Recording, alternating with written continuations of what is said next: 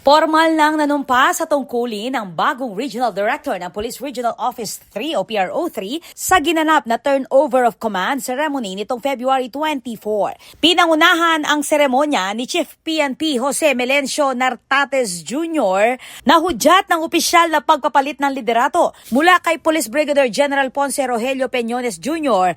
patungo kay Police Brigadier General Jess Mendez. Bitbit ni Mendez ang malawak na karanasan sa intelligence at police operations. Nagsilbi siyang acting provincial director at officer in charge ng Nueva Ecija Police Provincial Office kung saan pinangasiwaan niya ang kampanya kontra kriminalidad. Naging senior executive assistant din siya ng Chief PNP at dating hepe ng Regional Intelligence Division ng National Capital Region Police Office. Sa kanyang mensahe, binigyang diin ni Mendez na itatayo niya ang pamumuno sa integridad, transparency, tapang at pananagutan. Kabilang sa kanyang mga prioridad ang pinaigting na kampanya laban sa illegal na droga, loose firearms, illegal na paggawa ng sigarilyo at mas agresibong manhunt operations kontra mga wanted person. Isusulong din ang internal cleansing upang mapanatili ang disiplina sa hanay ng pulisya at mapalakas ang tiwala ng publiko. Samantala, itinalaga si Peñones bilang acting director ng PNP Directorate for Operations